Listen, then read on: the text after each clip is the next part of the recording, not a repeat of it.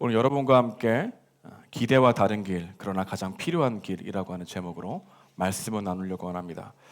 스가랴서를 우리가 함께 매일 성경 큐티로 쭉 이어가고 있는데요. 스가랴서를 이해하기 위해서는 구약 성경의 역사를 조금은 이해할 필요가 있습니다. 이스라엘 주변에는 강대국이 있었습니다. 그중에 가장 강력한 나라들은 아수르와 바벨론이었죠. 아수르는 북이스라엘을 점령했습니다. 그리고 아수르는 바벨론에게 점령당합니다. 바벨론은 나머지 남유다도 흡수합니다. 그리고 그 후에 바벨론이 더욱 세력을 확장할 것 같았지만 역사는 그런 방식으로 흘러가지 않았습니다. 바벨론은 그 당시 페르시아 곧 바사 제국에게 멸망을 당합니다. 바사 제국의 초대왕이 고레스는 덕망에 있는 제국의 왕이 되고 싶어 했습니다. 그래서 고레스는 칙령을 내리죠. 그는 포로로 끌려온 모든 사람들을 본국으로 돌려보내는 정책을 사용하기 원했습니다. 그 정책으로 인해서 이스라엘 백성들은 고국으로 돌아갈 수 있게 되었던 것이죠. 돌아간 그들은 무너진 예루살렘 성전을 다시 세우기로 결심합니다.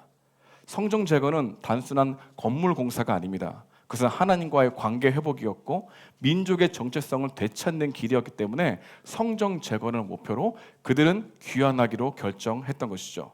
성전이 무너졌다는 것은 하나님이 떠나셨다는 신호와 같았기 때문에 하나님이 다시 우리와 함께 하시기 위해서는 성전을 지어야 된다라고 하는 생각이 그들 가운데 가득했다는 것을 볼 수 있습니다. 이스라엘 백성들은 큰 기대를 가지고 귀환했습니다. 모든 것을 내려놓고 다시 고향으로 돌아온 것이죠. 근데 현실은 기대와 달랐습니다. 그들은 성전 재건의 사명을 안고 귀환했지만 현실이 너무 버거웠던 겁니다. 두 가지 어려움이 있었는데요. 첫 번째로 사마리아인들의 방해가 있었습니다. 그들은 끊임없이 성전 재건을 하려고 하는 이스라엘 백성들을 모함했지요. 페르시아 왕에게 고발장을 냈습니다. 성전 재건이 진행되지 않도록 방해했던 세력들이 사마리아인들이었습니다. 두 번째로 지속되는 피로감과 좌절감에 힘이 빠지게 되었다고 우리에게 말해주고 있습니다. 처음에는 열심히 시작했지만 점점 시간이 흐르면서 백성들의 마음에는 이런 생각이 싹 떴습니다. 하나님이 함께 하시는데 왜 이렇게 방해가 많지? 왜 빨리 진행이 안 되지? 정말 이게 하나님의 뜻인가? 상황이 바뀌지 않는 현상에 하나님의 뜻을 운운하며 지쳐가기 시작했던 이스라엘 백성들을 우리에게 보여주고 있는 것입니다. 여러분, 우리도 그렇지 않습니까? 상황이 변하지 않으면 하나님의 뜻이 아닌가? 라고 하는 질문을 우리도 하는 것처럼 그들도 똑같이 했다는 겁니다. 마치 신도시에 아파트를 짓다가 공사가 멈춘 것과 같습니다. 처음에는 활기가 차죠. 오랫동안 멈춰버린 공사판은 어떻게 변합니까? 흉물로 변합니다. 사람들은 속삭입니다. 저거 완공될까? 이스라엘의 성전도 그랬다는 겁니다. 처음에 열정이 사라졌습니다. 환경이 막히는 것 같자 스스로 답을 빨리 내린 거예요. 마음속에서는 믿음 없는 말을 중얼중얼 거리고 있었다는 겁니다. 그들은 기대와 현실이 충돌하자 부정적인 말을 내뱉었고 믿음이 보여지는 상황이 다르다는 것을 불평했습니다. 머릿속에서는 장밋빛 그림을 그렸지만 현실에 도착하자 그들의 기대와 전혀 다른 상황으로 흘러가는 것을 보고 실망해서 그들은 성전 재건을 내버려둔 상태가 그들의 상황이었다는 거죠. 처음에는 조금 기다리면 좋아지겠지라고 스스로를 위로했습니다. 하지만 시간이 지나면서 점점 그들의 마음속에는 이렇게 속삭이고 있었죠. 혹시 내가 잘못 온 것 아닐까? 하나님이 나를 정말 보내신 걸까? 그분이 정말로 우리를 기억하고 계시나? 남들 앞에서는 웃지만 마음이 점점 복잡해지는 상황이 이스라엘 백성들의 상황이었다는 겁니다. 기도를 해도 말이 잘 나오지 않았습니다. 감정은 낙심과 원망과 체념으로 드러나게 되었던 것이죠. 이런 마음이 스가랴서 1장에 나오는 이스라엘 백성들의 마음이었다는 것을 우리는 알고 본문으로 들어가야 된다는 거죠. 여러분, 성경에는 이렇게 기대와 현실이 다른 이야기, 믿음과 상황에 충돌하는 이야기들이 매우 많다는 걸 알게 됩니다. 그만큼 이런 일들이 우리 삶에서 자주 일어나기 때문입니다. 여러분, 예를 들어볼까요? 룻기 2장에 보게 되면 룻의 어머니 나오미를 따라서 룻이 베들레헴으로 올라가죠. 나오미의 하나님을 믿게 되었습니다. 그리고 따라가기로 결심합니다. 그런데 곧바로 그들의 형편이 나아지는 것이 아니었습니다. 현실이 무엇이었습니까? 이삭 죽기였습니다. 하나님의 큰 섭리 아래 있었지만 현실은 그들의 기대와 달랐다는 것을 우리에게 보여주고 있는 거죠. 열왕기상 19장에 보게 되면 엘리야가 나옵니다. 엘리야는 하나님의 놀라운 기적을 체험한 사람 아닙니까? 850명의 바알과 아세라의 선지자들과 대적해서 이겼습니다. 그 상황을 보면서 하나님을 찬양했죠. 그러나 현실은 곧바로 냉정해졌습니다. 이제 아합과 이세벨의 정권은 끝났다라고 생각했는데 오히려 이세벨은 엘리야를 죽이겠다고 위협합니다. 그들의 체제는 아직 견고했고 무너지지 않았습니다. 엘리야의 기대와 전혀 다른 현실이 보여지는 상황 가운데 이 엘리야는 마음이 지쳐가기 시작했죠. 두려운 마음이 들었습니다. 육신적으로 힘들었습니다. 그래서 홀로 광야로 도망쳤죠. 승리의 다음 날 찾아온 깊은 외로움과 변하지 않는 것 같은 현실이 그의 마음을 완전히 무너뜨렸던 것입니다. 여러분, 출애굽기에 보게 되면 이스라엘 백성들이 홍해를 건너죠. 하나님의 놀라운 구원을 경험합니다.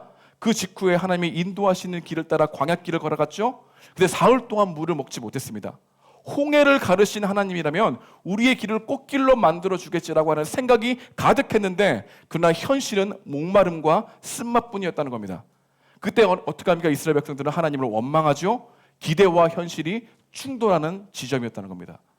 우리의 삶도 마찬가지입니다. 직장도 가정도 사역도 처음엔 꿈과 부푼 기대가 있었지만 마라의 쓴물처럼 삼키기 어려운 현실을 살아갈 수 있다는 것을 우리 본문은 우리에게 질문으로 던지고 있다는 겁니다. 그런데 여러분, 중요한 것이 있습니다. 믿음과 현실이 충돌하는 지점을 잘 살펴보면 그렇게 하시는 이유들을 발견하게 됩니다. 여러분, 성경을 끝까지 읽어보십시오. 성경을 읽다 보게 되면 정말 신기한 게 하나 있습니다. 성경은 좌절과 절망으로 끝난 적이 없다는 겁니다. 여러분, 룻은 보아스의 밭에서 이삭을 주어야 하는 현실이 매우 고단했지만 마침 그 밭이 보아스의 밭이라서 누굴 만납니까? 보아스를 만나게 됩니다. 우연 속에서 보아스와 필연이 되는 과정을 겪게 되었죠. 만약에 룻이 그곳에서 이삭을 줍지 않았더라면 어떻게 되었을까요? 자신의 현실에 비관만 했더라면 그는 보아스를 만날 수 있었을까요? 없었을 것입니다. 여러분, 엘리야는 어떻습니까? 그는 변하지 않는 현실 가운데 로덴 나무에서 죽기를 원했죠. 그러나 그를 하나님께서 잠시 눕히시고 그의 떡과 물로 그의 마음을 채우십니다. 그리고 그 절망의 순간에 호렙산에서 하나님의 세미한 음성을 들을 수 있는 환경이 만들어지게 되는 놀라운 경험을 하게 되었던 것이죠. 여러분, 출애굽한 이스라엘 백성들은 어떻습니까? 마라의 쓴물 앞에서 하나님을 원망했습니다. 여러분, 그 원망 속에서 그들은 불신과 이기적인 자기 중심성이 드러났죠. 이 모든 과정은 하나님 앞에서 생략할 수 없었던 과정이었습니다. 원망의 시간에 그들의 믿음을 드러내는 시험이었고 갈증과 목마름 속에서 이 혼란스러운 시간에 하나님만 전적으로 의지하게 하는 훈련이었다는 것을 나중에 발견하게 되는 것이죠. 여러분, 그들의 갈증은 계속 지속되었을까요? 아니라는 겁니다. 쓴물이 단물로 되게 하는 변화가 있었다는 거죠.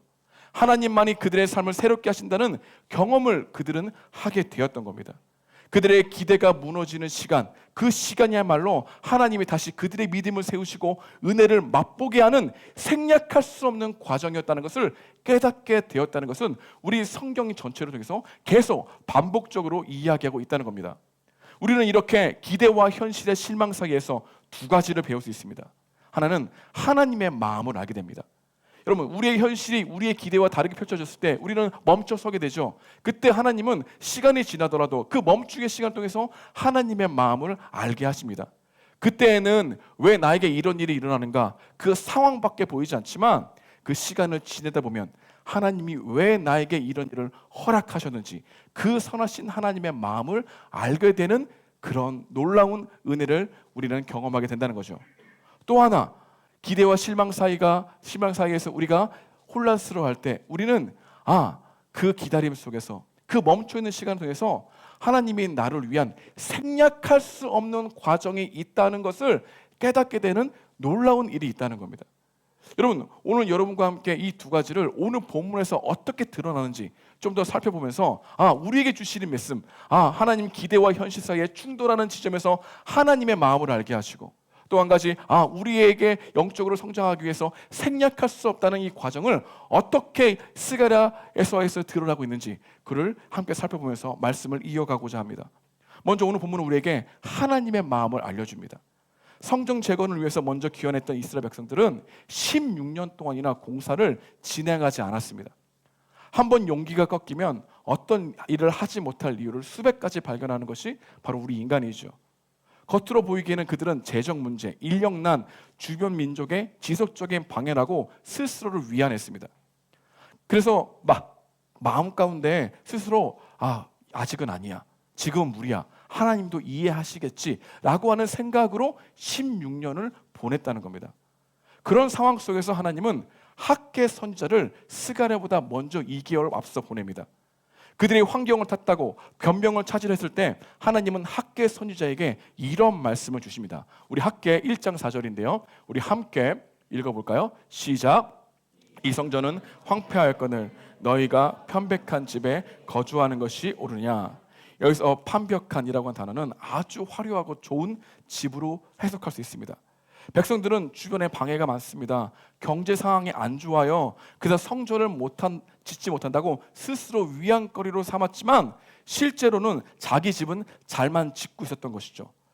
그 사실을 하나님께서 드러낸 겁니다. 모든 것이 변명이었다는 것을 드러내신 하나님의 마음을 알 수 있는 거죠. 즉 환경이 아니라 마음이 하나님께 멀어진 것이 문제야. 이 이야기를 우리 하나님께서 말씀으로 깨닫게 하셨다는 겁니다. 하나님은 그들의 진짜 마음의 동기를 아셨습니다. 사람은 종종 환경을 탓하죠. 날씨가 흐려서, 일이 꼬여서, 관계가 무너져서 마음이 무너졌다고 이야기합니다. 하지만 하나님은 정작 문제는 밖이 아니라 마음 안에 있다는 것을 말씀하고 싶어 한다는 것입니다. 우리들도 그렇습니다.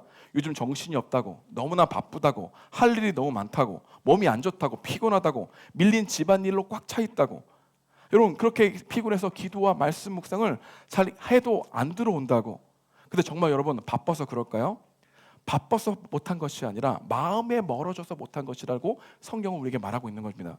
운동을 결심하죠. 그리고 헬스장을 끊습니다. 근데 한 달에 한 번도 못 가는 이유가 무엇입니까? 날씨 때문입니까? 시간이 없어서 없는 겁니까? 그렇지 않다는 거죠.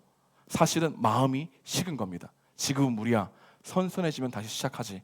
스스로 마음을 위로하며 마음의 미뤄둠을 정당화한 것이죠. 여러분 비가 와서 우울한 것입니까? 이미 마음의 창이 닫혀 있기 때문에 햇살도 들어오지 못하는 것 아니겠습니까? 결국 환경의 문제가 아니었다는 것을 하나님은 말씀하셨다는 겁니다. 빛이 없어서 어두운 것이 아니라 커튼을 내가 먼저 내려서 어두운 것이라고 말씀하고 있는 것이죠. 오늘도 우리 안에는 짓담한 성전 하나쯤은 우리 모두가 가지고 있는 것 같습니다. 지어야 한다는 걸 알면서도 지금은 아니라는 말로 여전히 무너진 채 두고 있는 성전의 하나씩은 모두가 있다는 것이죠. 성경 1독을 하겠다고 결심했습니다. 레위기까지 잘 갔어요. 근데 레위기에서 멈춘 채 먼지가 쌓인 성경이 있습니다. 하루 10분 기도했다고 마음 먹었습니다. 하지만 바쁘다는 이유로 알람만 꺼버린 기도 시간이 있다는 거죠. 여러분 감사 전화 한 통 하겠다고 마음을 먹었지만 다음에 하지 하며 몇 달째 미룬 연락들이 있다는 겁니다. 용서해야 할 사람들을 떠올리면서 아직은 아니야. 계속 쌓아둔 감정의 벽이 있다는 거죠. 하나님이 주신 비전이 있었지만 생활이 바쁘다고 하면서 나중으로 미룬 섬김의 결심이 있다는 것입니다.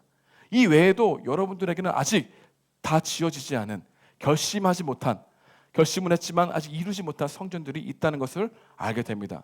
여러분 사무엘서 보게 되면요, 사울 왕이 등장하는데요, 블레셋과 대치 중에 전쟁 중이었습니다. 근데 사무엘이 오지 않자 백성이 흩어집니다. 그리고 사람들이 두려워 떱니다. 이제 블레셋이 쳐들어올 것이라는 이야기가 들립니다. 사무엘은 오지 않고 있어요. 근데 이 사울 왕이 불안해서 제사는 오직 제사장만이 드릴 수 있는데 자신이 직접 제사를 드려버립니다. 그리고 이렇게 변명하는 거예요. 상황이 급박했습니다. 어쩔 수 없습니다. 사울은 무엇을 탓합니까? 환경을 탓했죠. 그러나 하나님은 환경이 아니라 마음을 보셨다는 이야기를 반복적으로 하고 있는 거죠. 문제는 전쟁도 백성도 사무엘의 지연도 아니었다는 겁니다. 문제는 하나님보다 먼저 결정하고 머리로 계산한 사울의 마음이 문제였다는 것을 드러내므로 하나님이 그들의 진짜 마음을 보셨다는 것을 알게 하신 것이죠. 겉으로는 예비였지만 속으로는 상황을 경배하고 있다는 것을 드러낸 것이죠. 여러분 이처럼 하나님은 상황보다 마음을 보십니다. 타이밍보다 태도를 보십니다. 형식보다 방향을 보십니다. 사울이 상황을 핑계로 마음의 방향을 잃었던 것처럼 우리도 종종 환경을 핑계로 하나님보다 먼저 결정하는 것을 하나님은 오늘 본문을 통해서 너의 마음을 알고 있다, 그리고 나의 마음을 알려줄게 라고 하는 말씀으로 우리에게 지금 도전하고 있다는 것, 여러분의 믿음의 눈으로 바라보지 않겠습니까?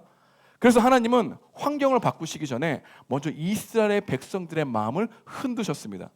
기대와 현실을 다룰 때 그 상황은 하나님께서 우리의 마음을 다시 그분께로 돌이키는 초대하는 시간이라는 것을 우리는 믿어야 된다는 것을 오늘 보게 되는 것이죠. 하나님은 우리의 기대와 다른 현실 속에서 우리가 환경보다 마음의 방향을 돌이키길 원하시는 하나님의 마음을 알려준다는 겁니다. 근데 여러분 스가랴서를 쭉 묵상하잖아요. 그럼 알 수 있는 게 있어요. 하나님은 우리에게 어떤 일을 하는 것보다 관계 안으로 들어오기를 너무나 바라시는구나 라고 하는 것을 스가랴를 통해서 계속 배울 수 있는 것입니다. 그런데 소망이 되는 건 이겁니다. 하나님은 단순히 하나님의 마음을 알려만 주지 않는다는 거예요. 하나님은 그들의 마음에 말씀이 들리도록 하신다는 겁니다. 그래서 오늘 여러분과 함께 스가랴서를 읽었지만 학개서도 함께 살펴봐야 되는 건데요.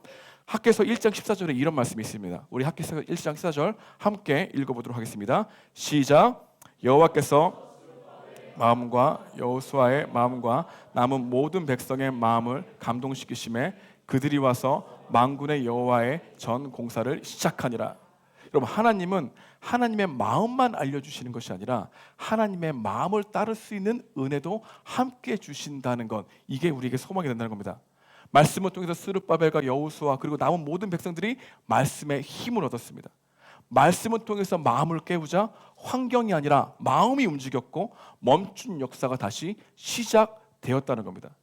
우린 여기에서 정말 하나님의 마음을 알게 됐는데요. 하나님은 무너진 성전을 다시 세우기 전에 무너진 마음을 다시 세우시는 하나님이라는 것, 이거를 우리에게 말해주고 있는 겁니다. 여러분 하나님은 16년이라는 시간을 기다려도 하나님은 하나님의 일을 하려고 하는 게 아니라 하나님의 일은 우리의 무너진 마음을 세우게 원한다는 것, 그 마음을 알려주고 싶어서 스가랴를 묵상하면서 우리에게 요청하고 있는 거예요. 무엇보다도 너희의 무너진 마음을 세우기 원하는 하나님의 열심이 있다는 것을 믿어라. 우리는 무너진 성전을 통해서 그리고 스가랴에서 나오는 이스라엘 백성들이 기대와 현실 속에서 혼란스러워하는 그 기다림의 시계 속에서 하나님의 마음이 어디 있는지를 우리에게 보여주고 있다는 것입니다. 여러분 두 번째로 우리가 정말로 이 본문에서 알 수 있는 것, 믿음과 현실의 충동 가운데 있는 우리들에게 알려주고 있는 것은 우리를 위한 생략할 수 없는 과정이 기다리고 있다는 것을 꼭 기억하라고 말합니다. 여러분 성정 재건이 그들의 시간과 계획으로 되지 않았을 때 이스라엘 백성들은 그 기간 동안을 통해서 하나님의 뜻을 물어야 했습니다. 왜 이런 시간을 허용하시는지 말씀을 통해서 살펴봐야 했습니다. 근데 그들은 그 과정을 포기했습니다. 그래서 16년이 넘는 시간 동안에 그들은 성전 재건을 할 수 없었던 것이죠. 그 과정 가운데 이제 하나님의 시간이 온 겁니다. 하나님의 카이로스의 시간이 온 거예요. 하나님은 먼저 학개 선지자를 스가랴 선지자보다 2개월 먼저 보내서 말씀하셨고 그 마음 가운데 동기를 부여하셨고 그 마음이 움직여서 사실 성전 재건을 하게 하셨죠. 그리고 2개월 후에 다시 한번 스가랴를 보내십니다. 여러분 이것은 성경에 어디도 없어요. 2개월 보내고 말씀하신 후에 2개월 후에 또 보내셨다? 그만큼 하나님이 그냥 마음만 알려주신 게 아니고 그들의 마음을 움직임에 동시에 실제적으로 왜 16년간 머물 수밖에 없었는지 그 이유를 스가랴를 통해서 다시 한번 말씀하셨다는 겁니다. 여러분 스가랴서를 보내는 결정적인 이유가 스가랴서 1장 4절에 나옵니다. 이렇게 말합니다. 너희 조상들을 본받지 말라. 하나님은 왜 스가랴 선지자를 통해서 이 말씀을 하셨을까요? 여러분 포로에서 돌아온 이스라엘 백성들이 과거의 조상들과 똑같은 생활을 하고 있었기 때문에 16년이란 동안 지연될 수밖에 없었다라고 하는 것을 이야기를 하심으로 말미암아 그들의 마음을 돌이키려고 하는 하나님의 열심이 있었다는 겁니다. 겉으로 보여지는 모습만 생각하고 속에 있는 그들의 부패한 마음은 돌보지 아니하였다. 16년 동안 말이죠. 하나님만 사랑하는 게 아니라 하나님도 사랑했다. 16년 동안 말입니다. 그들은 바사 제국을 움직일 수 없는 현실로 보았습니다. 하나님의 역할은 바사 질서 속에서 잘 살도록 도와주시는 하나님으로 여겼죠. 16년 동안 말입니다. 그래서 현실과 상황은 바뀔 수 없어. 나는 이 바사 제국의 질서를 바꿀 수 없어. 이거는 바꿀 수 없는 영원한 힘이야. 하나님은 이 영원한 힘에서 나를 잘되게 해주시는 하나님으로 믿고 16년 동안 살았기 때문에 하나님은 이 시간을 기다리게 하심으로 말미암아 생략할 수 없는 과정이 있다는 겁니다. 하나님을 절대적으로 믿지 않고 하나님과 세상을 겸하여 섬기는 두 마음을 드러내는데 16년이라는 시간을 허용하셨다는 것이죠. 여러분, 이 모습은 과거 조상들과 모습과 다르지 않았다는 겁니다. 여러분, 광야의 만나를 먹으면서도요, 애굽의 고기를 그리워했던 게 이스라엘 백성들이었습니다. 하나님의 율법을 받으면서도요, 금은 송아지를 만들었던 모습이 이스라엘 백성들이었습니다. 그들의 과거의 조상들처럼 눈에 보이는 현실과 편안함을 더 사랑했다라고 하는 것을 16년 동안이나 하고 있었는데, 하나님은 기다림의 끝으로 이제 말씀하셔서 다시 돌이키기 원하시는 하나님의 열심이 담겨져 있었던 것이죠. 이 마음을 가지지 않고서는, 다시 회복된 마음을 가지지 않고서는 이 마음이 생략할 수 없었다는 과정이죠. 이 마음을 돌이키는 그 생략할 수 없는 과정을 겪지 않고서는 절대로 너희들이 성전을 재건하더라도 그 성전에서 재건해서 드리는 예배가 하나님과 다른 것을 겸하여 섬기는 두 마음이 될 것이기 때문에 하나님은 어떻게 하신 겁니까? 말씀만 하시지 않고 하나님의 마음만 드러내지 않고 너희들에게 생략할 수 없는 과정이 있다. 두 마음, 그 마음을 내가 알려주겠다. 이 이야기를 하고 있다는 것을 알게 되는 거죠. 그래서 그들의 마음이 살펴야 될 시간이 16년이나 필요했던 겁니다. 그래서 하나님은 멈춤의 시간을 가지게 하셨습니다. 그들은 처음에 너무 기대에 부풀어서 성전 재건에 몰입했습니다. 속도가 빨랐습니다. 근데 누구나 속도에 중독되면 방향을 잃지 않습니까? 여러분, 신앙생활도 마찬가지 아니에요? 멈춤 없이 달리면 내가 왜 이 길을 가는지를 모르는 게 우리의 신앙생활 아니겠습니까? 그런 우리에게 하나님은 언제든지 수시로 멈추게 하심으로 방향을 다시 보게 하신다는 것입니다. 여러분, 우리 인생에도요, 강제 멈춤이 있습니다. 회사의 구조조정, 예상치 못한 질병, 갑작스러운 상황으로 말미암아 멈춰질 때가 있어요. 그 순간 우리는 묻죠. 왜 하필 지금이야? 왜 하필 이런 상황이 지금 펼쳐져야 합니까? 하지만 시간이 지나고 나면 그 멈춤이 나를 다른 길로 이끌어가게 함을 알게 됩니다. 그때 멈춤이 없었더라면 나는 더 잘못된 길로 빠졌을 거라고 하는 생각을 나중에 하게 되죠. 여러분, 그렇습니다. 16년의 성전 재건의 멈춤은 실패가 아니라 하나님이 그들의 믿음을 세우는 생략할 수 없는 과정이었다는 것을 우리에게 말씀하고 있는 것입니다. 여러분, 다윗 왕도요, 왕으로 기름 부음 받지 않았습니까? 근데 곧바로 왕위에 오르지 않습니다. 그는 광야에서 긴 도망자 생활을 하게 하십니다. 그리고 그 멈춤의 시간 속에서 다윗은 하나님만이 자신의 진정한 요새이며 방패임을 깨닫게 하는 그 여정을 허락하시죠. 그에게 멈춤의 시간이 생략할 수 없는 시간이었다는 것을 하나님 입장에서 우리에게 보여주고 있는 거 아닙니까? 우리는 종종 이렇게 질문합니다. 하나님, 왜 지금 나를 멈추십니까? 왜 기대와 현실 사이에서 왜 혼란스러운, 왜 아무것도 할 수 없는 상황을 나에게 보여주십니까? 그때 우리는 어떤 생각을 해야 됩니까? 하나님이 나에게 생략할 수 없는 과정으로 이끌어 가시기 위한 시간을 형성하고 있구나. 여러분, 말씀을 통해서 이 하나님의 해석을 우리는 들을 수 있게 된다는 거죠. 여러분, 우리가 믿어야 될 진리가 있다면 우리가 믿음과 현실 사이에서 혼란을 겪을 때 하나님은 단순히 기다리기만 하지 않는다는 겁니다. 그분은 기다림의 한가운데에 말씀하십니다. 학계를 보내셨고 스가랴를 보내셨다는 것이 그 증거이죠. 우리가 보기에는 너무 늦은 시간 아닙니까? 하나님의 관점에서는 늦은 시간이 아니라 오래 참음입니다. 우리는 감정으로 시간을 해석하는 경우가 많습니다. 조금만 늦어도 너무 느리다고 말합니다. 성경에 나오는 이야기 많죠. 10년, 40년, 70년 멈춤의 시간들이 종종 나옵니다. 이스라엘이 광야에서 40년 있었어요. 다윗이 광야에서 10년이 있었어요. 바벨론 포로를 70년 동안 있었습니다. 성정 재건을 하지 못하는 시간이 16년이었어요. 이런 우리가 숫자를 들으면 그저 긴 시간으로만 느낍니다. 그러나 성경이 이런 숫자를 기록하는 이유가 무엇입니까? 너희도 이렇게 오래 기다려야 돼 라고 하는 부담감을 주시기 위함입니까? 아닙니다. 왜 이렇게 긴 멈춤의 시간을 보여줄까요? 이 모든 시간 동안 하나님이 먼저, 여러분, 하나님이 먼저 우리를 변함없이 기다렸다는 것을 보여주기 위함이라는 겁니다. 여러분 16년 동안 성전이 멈춰있는 그 시간에 하나님은 그 백성을 잊지 않았습니다. 그래서 스가랴서의 제목의 역설이에요. 스가랴 이름이 하나님이 기억하신다 라고 하는 이름의 뜻을 가지고 있어요. 여러분 광야 40년 내내 하나님은 광야에서 이스라엘 백성들을 먹이시고 입히시고 기다리셨습니다. 여러분 다윗이 도망자로 살아가는 그 기간 동안에 하나님은 그의 마음을 수시로 다듬으시고 기다리셨습니다. 우리는 종종 멈춰있는 그 시간, 그 기다림을 하나님이 나를 멀리하는 시간으로 오해합니다.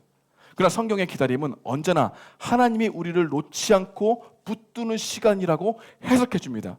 우리가 멈춰 있었던 것이 아니라 하나님이 그 자리에 머물러 우리를 붙들고 계신 시간이라는 것을 우리는 10년, 40년, 70년 그저 긴 시간이 아니라 하나님이 오래 참은 시간이라는 것을 우리에게 알려줌으로 말미암아 하나님께서 우리를 향하신 생략할 수 없는 과정이 있다는 것을 우리에게 믿도록 하고 있다는 거죠.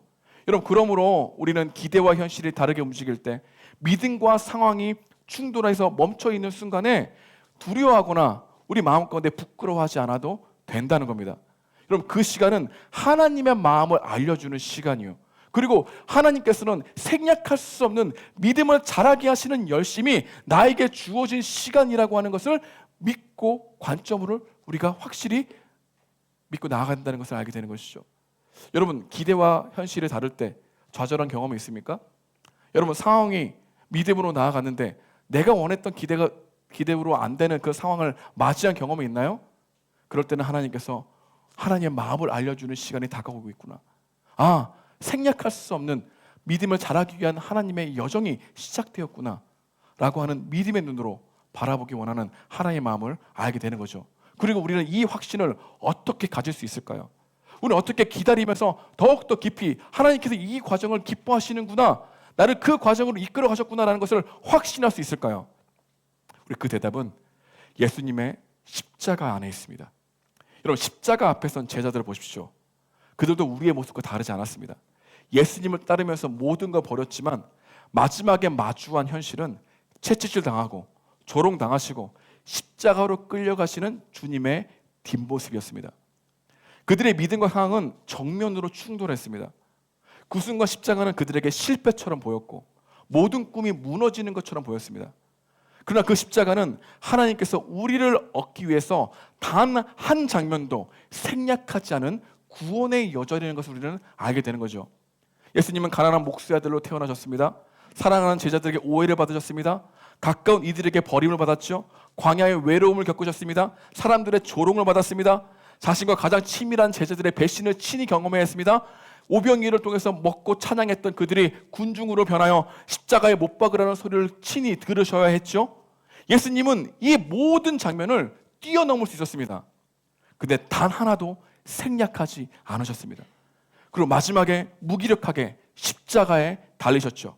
하늘은 어두워졌고 제자들은 흩어졌고 하나님마저 침묵하셨죠. 그 이유는 단 하나입니다. 우리를 얻기 위해서였습니다. 그리고 하나님은 예수님의 삶에서 단 한 장면도, 여러분 단 한 장면도 빼지 않으셨습니다. 왜냐하면 이 모든 과정이 구원의 완성에 꼭 필요했기 때문입니다. 그리고 오늘 우리는 이 삶의 과정에 똑같이 기대해 볼 수 있는 것이 있습니다. 우리가 이해하지 못하는 멈춤과 기다림, 기대와 다른 현실, 그 안에서 하나님이 의도적으로 생략하지 않으시는 과정이 있습니다. 우리는 그 과정 속에서 하나님의 마음을 배웁니다. 때로는 눈물로, 때로는 침묵 속에 있지만 하나님이 어떤 분이신지를 더 깊이 알게 됩니다. 그러나 우리가 확신할 수 있는 것이 한 가지 있죠. 십자가의 모든 고난이 부활로 이루어졌듯이 하나님의 허락하신 이 모든 생략할 수 없는 과정이 결코 절망으로 끝나지 않는다는 것을 우리에게 알려주고 있다는 겁니다. 그분은 지금도 우리를 회복의 새벽으로 이끌어가고 계신다는 겁니다. 여러분 마음 가운데 믿음으로 나갔지만 상황과 현실은 내가 그렇게 믿음으로 나갔던 현실로 계속 자라가지 못하고 있는 그런 혼란 가운데 있습니까? 여러분 내가 기대했던 이 미래가 통제할 수 없는 상황이 펼쳐지고 있어서 여러분이 아무것도 하지 못하고 멈춤의 시간이 있습니까? 여러분 그 시간이야말로 하나님이 여러분에게 하나님의 마음을 알려주고 생략할 수 없는 과정 가운데 이끄심을 말미암아 더욱더 주님을 믿고 걸어가게 하는 그 한 발걸음을 떼게 하시는 그 기다림의 시간이 있다는 것이죠. 근데 그 기다림은 절대로 절망으로 끝나지 않는다는 겁니다. 그것을 우리는 십자가에서 이루신 주님을 통해서 알 수 있다는 거죠. 이 주님을 우리 마음가운데 더디 믿지 말고 더욱더 믿으며 기대와 현실이 다른 이 세상 속에서 주님이 나를 결코 버리지 않는다는 것을, 주님이 달리신 십자가에서 달리신 그 확증된 증거를 믿고 오늘도 힘있게 주님의 마음이 어떤 마음인지 질문하며 걸어가는 여러분과 제가 되길 주님의 이름으로 축복드립니다.